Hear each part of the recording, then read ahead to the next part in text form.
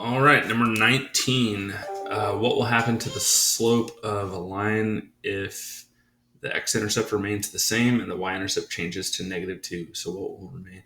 The slope of a line if the x-intercept remains the same and the y-intercept changes to -2. So if we have something, we know that the x-intercept remains the same and the y-intercept changes to -2. Everything else stays the same. So we go from that type of a slope to this changes from +2 to -2. So this is our new line right here. What would change? It would stay the same. What would stay the same? So if I went down 2 to the right, 1, 2, 3, that would be a -2/3 slope. But now I have to go up 2 to the right, 3. That would be a +2/3 slope. So the slope will remain the same. A, no. B, the slope will change from positive to negative. No, because the first one was negative. It's going down from left to right. And then the slope will change from negative to positive. C, absolutely. And D, it will become steeper. No, the steepness stayed the same, just the negative to positive changed. So the answer is C. Number 20. Let's see here. Number 20, the graph of a quadratic function r of x is shown. What's the value of r of -3? All this means is, let's see, the graph r of x, and then it says r of -3. All that means is you want to look at your graph, and when x is -3, we're going to draw a line kind of through it, and we're going to see where it intersects with the graph. And we see that that point of intersection is at +3 on our graph. So that point right here, when it intersects, x's value of -3, y's value of +3. So r of -3 is equal to +3, or C. Let's see, number 21, simplify the algebraic expression. Ugh, that's a big one, huh? Number 21, simplify the algebraic expression. 5x plus 5 plus 2 times 3x squared plus 4x minus 8. Lots of stuff. So first we need to distribute here and here to everything inside of the parentheses. So we end up with 15x plus 15 plus 6x squared plus 8x minus 16. Now we're going to simplify, or we're going to combine like terms. This one is a term of its own, so we have 6x squared, then we have our x's. In total, we're going to get 8 plus 15, which is 23 x's. And then we have our constants. 15 minus 16 is going to give us -1. So if we look at that, that is C for number 21. Number 22. What is the y-intercept of the linear function? 6x minus 4y is equal to 24. 6x minus 4y equals 24. And it says, what is the y-intercept? What's true at the y-intercept? X is 0. So we're going to drop in a 0 right here. And we're going to solve for our y-intercept. So that gives us 0 minus 4y is equal to 24. Or divide both sides by -4. And I get y is equal to -6. That will be our answer, -6. All right. The graph shows the temperature of a substance that's being heated over a period of time. Which of the following best describes the average rate of change? If we're looking for the average rate of change over time, if we find our own rate of change, we know that it goes from, let's see, number 23, it goes from, 0, -4, all the way to 25, 0. And we can use y2 minus y1 over x2 minus x1 to find that rate of change. Let's call this one x1, y1, x2, y2, and substitute and solve. So 0 minus -4 over 25 minus 0, or that's 4 over 25. 4 over 25, 4 divided by 25 is equal to 0.16. So we know that the answer is C. The temperature is increasing. We know that it's an increasing line because it faces that direction. The temperature is increasing 0.16 degrees per minute. There you go. Number 24. What is the equation of the line that's perpendicular? Number 24, perpendicular to the x-axis and is 3 units to the left of the y-axis. So if we draw something, we know that it's perpendicular, which means that it intersects at 90 degrees to the x-axis. So we know that it's going to go this direction. But we know that it's 3 units to the left. So 1, 2, 3 units to the left of the y-axis. So what equation is that? We know it's a vertical line. So we know it's x equals. We know it crosses at negative 1, 2, 3 on our x-axis. So x equals negative 3, which is A. All right, number 25. Trisha is taking guitar lessons. After 7 lessons, Trisha had spent $130. After 12 lessons, Trisha spent $205. Write the linear equation in standard form to explain this relationship between the total cost, y, based on the number of guitar lessons, x, that she took. We want standard form. All right. So the first one is she took 7 lessons and spent, so we have an unknown price per lesson, right? And she took 7 of those lessons, and it equals $130. And we have an unknown price per lesson, and she took 12 of those lessons, and that is equal to $205.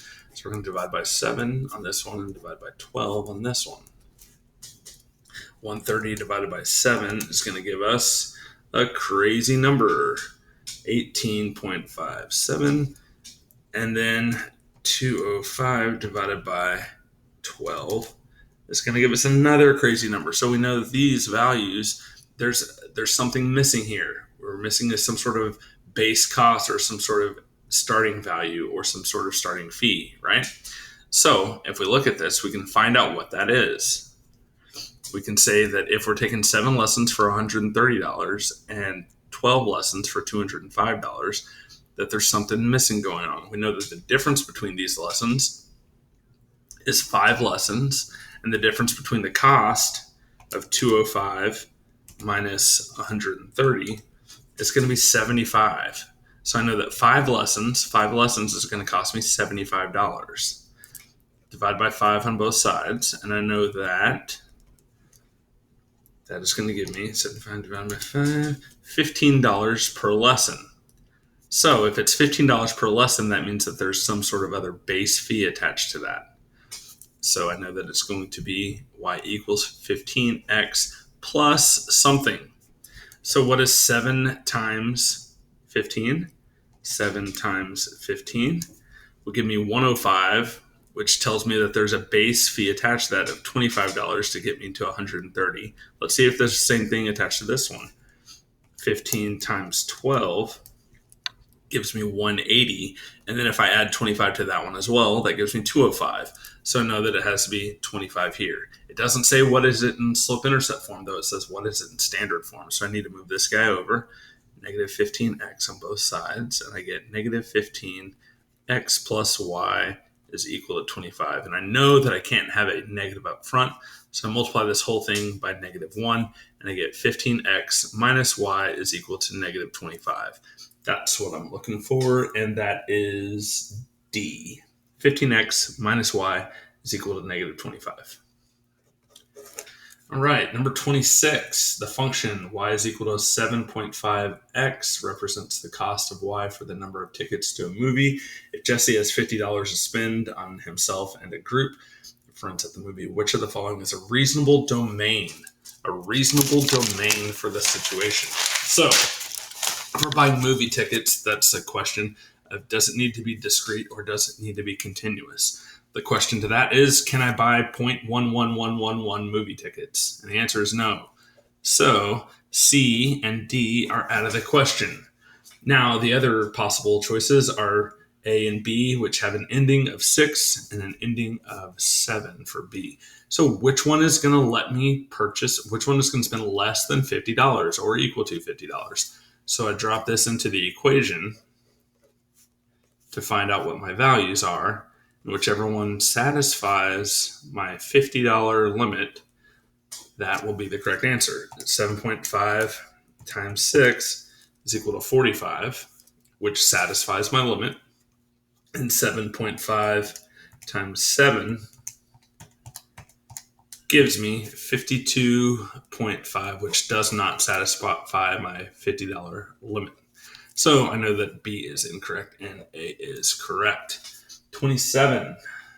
27 says the solution of the equation, or what is the solution of this equation? And it's 3 parentheses 8b plus 2 close parentheses is equal to negative 18. I'm going to distribute, and I'm going to get 24b plus 6 is equal to negative 18. I'm going to subtract 6 on both sides, and I'm going to get 24b is equal to, that turns into negative 24. Divided by 24 on both sides, and I get b is equal to negative 1. So that will be our answer for 27. Number 28. Given the system of linear equations, determine the solution set. So this one has me graph. All right. So the first equation is already set up. Y, or first inequality is already set up. Y is greater than 4x minus 3. The second one is not set up for you. So you need to solve for y. I'm going to do this by subtracting x on both sides, and I get negative 2y is greater than or equal to negative x minus 4. Divide by negative 2. Your spidey senses should be tingling. Y is less than or equal to positive 1/2 x plus 2. So I need to graph this equation and this equation over here in the coordinate plane.